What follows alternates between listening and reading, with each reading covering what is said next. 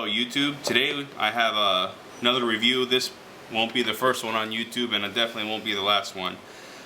Here I have a Springfield Armory XDM compact 3.8 in 9mm, and then I have a Glock 19 Generation 4, obviously 9mm. This one has night sights. This one just has the standard fixed sights, but they're metal. They're great.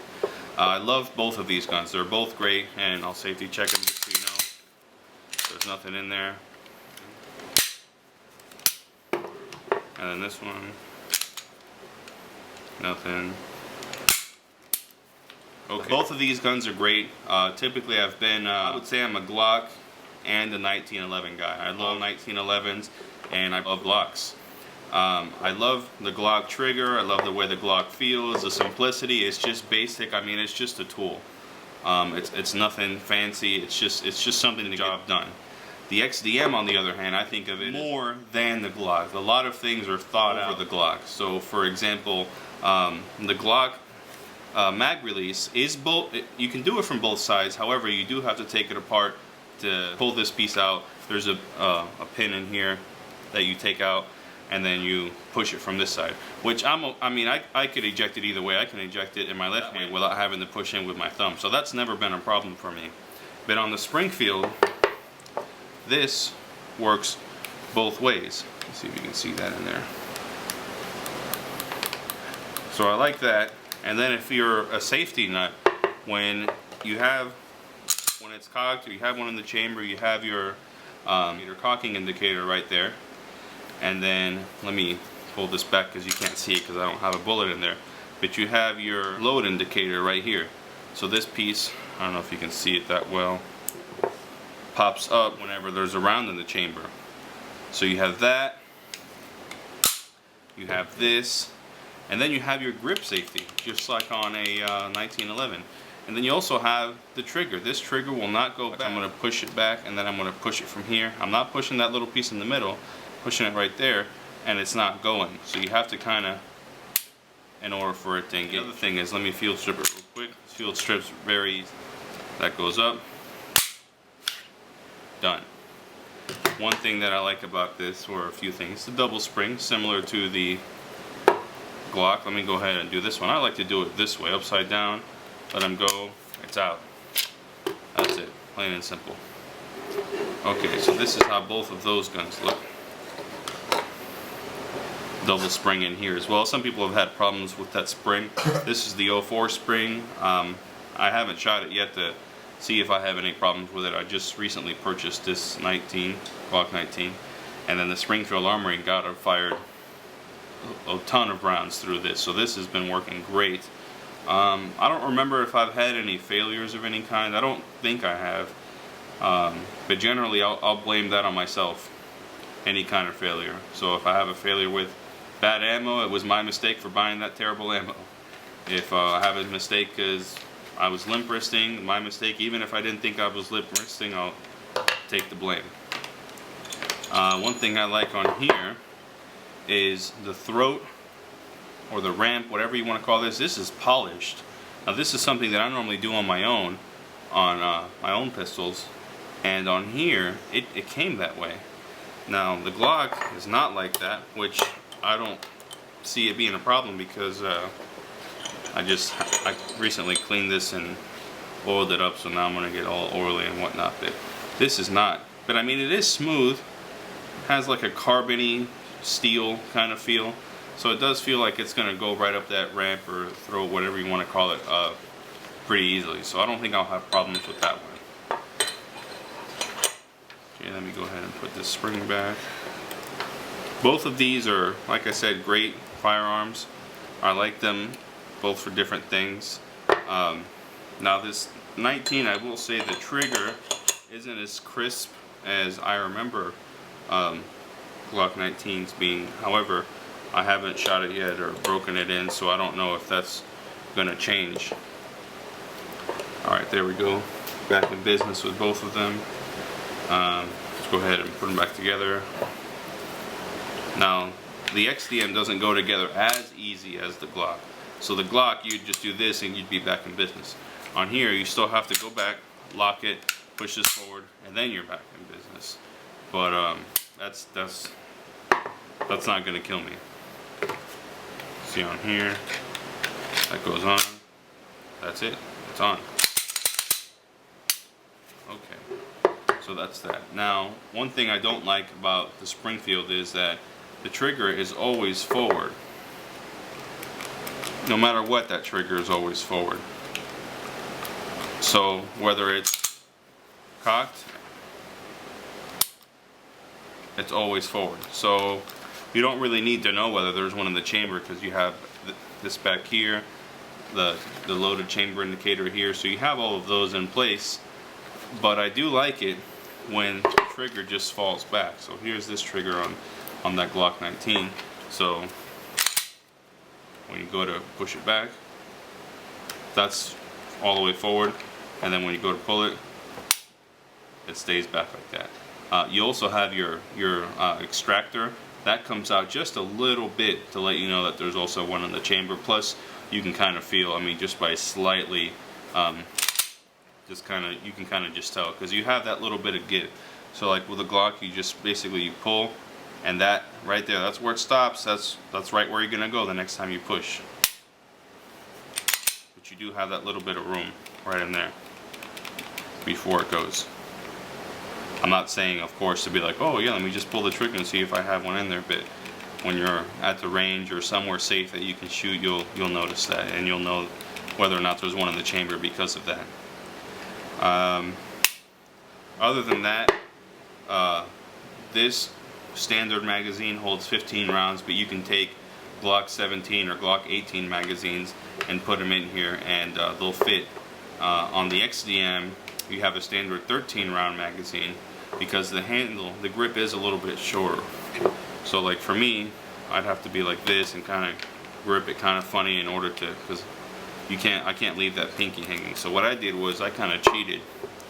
I went online and I ordered the Pierce grip. This replaces the standard flat floor plate for this magazine. I believe I got this for like $10 or $11. I ordered it right off their website. Once it's in there, you can see that it gives you a full hand in there. So that to me feels a lot better. I don't mind shooting with just 2 fingers, but if you're just were to grab and go, I think this does a better job for me, this system right here. And then the Glock fits me fine anyways. So that fits very well. This did come with standard Glock night sights. Now, is it just me, or are Glock prices going up like quite a bit? I remember the last Glock I bought was a 22. I remember, whoops, I didn't mean to kick the tripod. I remember spending, I think, about, I want to say $480 or $490, somewhere in that ballpark. And for this one, I live in Florida. I had to search around. I called basically every gun dealer around me. Almost everybody was selling Glock 19s for $599, and those were 3rd generations or 4th generations, so they were both up there. This one I found for, I believe it was $550 or $599, I forget, but it's the Gen 4, the newer updated Gen 4 with night sights. So I figured if I'm gonna get screwed, I might as well not get it screwed as much as everybody else is doing the screwing. So, but I like it. I do think it's a little bit too much to pay for a Glock. I think Glock should be kind of like no more than the 500 ballpark, unless you go with the night sights, you know, maybe like 520, 530, maybe even 550. But getting up to 600, that's just too much money. That's XDM territory there. But they're both great guns. One thing I do like, this, obviously the barrel on the XDM is a 3.8 inch barrel. That's what they call it, the XDM 3.8. I believe it's 4.02 on the Glock. So you would think that right off the bat, the accuracy would be higher on the Glock. One of the things that help you keep your accuracy when you're shooting is your sight radius. That's this distance right in here between your front sight and your rear sight. Now, Springfield did a great job on here because they made the rear sights flush. Let me take out this magazine so the safety nannies out there can not freak out.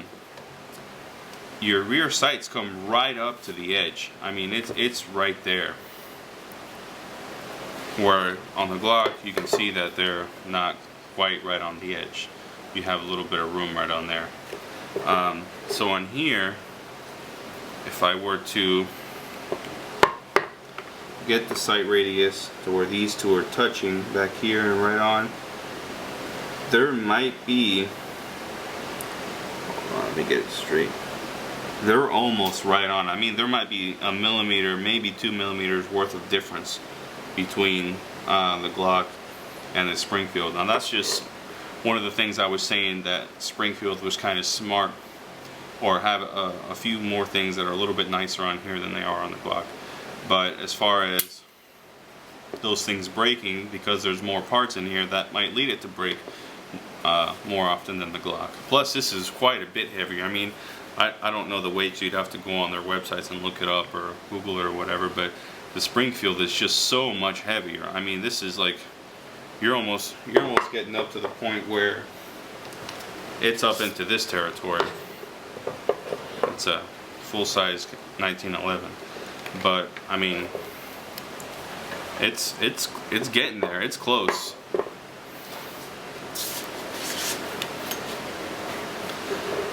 And also, as far as, because of that, I like to just throw a gun in my pocket. I normally wear pretty big, like, cargo shorts, and I just throw them right in there. I don't normally use a holster unless I'm wearing jeans, and you would see it if I was wearing it in the pocket.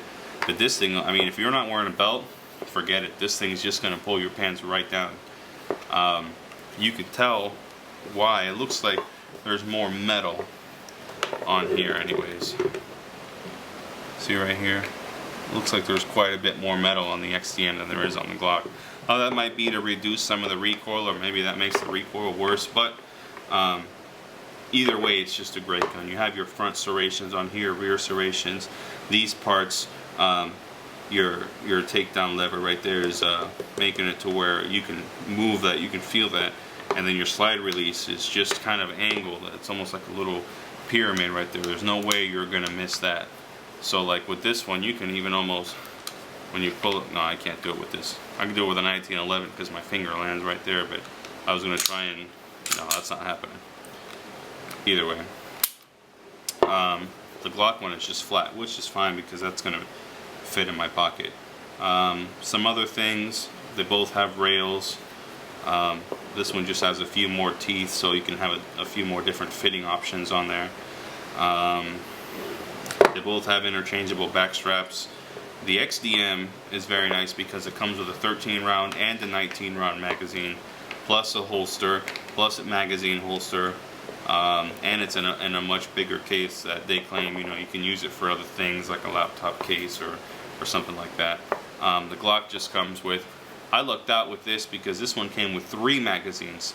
Now I know some people are saying, you know, they sometimes buy a Glock, it comes with 1, or it comes with 2, but this is the first time I've purchased a Glock that it came with 3 magazines. I almost thought they made a mistake, but then I've been reading more people saying that, oh yeah, mine did come with 3, so I don't feel so bad anymore. The grip texture on here is great on both of them. I would say the Glock is more aggressive. It feels more like if you got hit in the face with it, it would mess you up more than the grip on the XDM. But as far as fitting it in the hand, they both fit great. I mean, I don't have a problem with either of them. So I would say the weight is a little bit less on the trigger on the XDM, even though it has this spring tension. Once you get down there and then you just boom, it just goes. It just feels a little bit lighter. But I have yet to shoot this Glock 19, so that might change with time. Pretty much it as far as my review on these. I'm gonna shoot this Glock probably in the next few days, and I'll try and do another video on that so you guys can hear whether another person with a 19 has good luck or bad luck. So I'll let you know either way. Thanks again for watching. Please let me know if you have any questions or comments, or you want me to do a video on something else. Go ahead and leave a comment or PM me and let me know what you want me to do a video on or what questions you have. Thanks again for watching. Have a good day.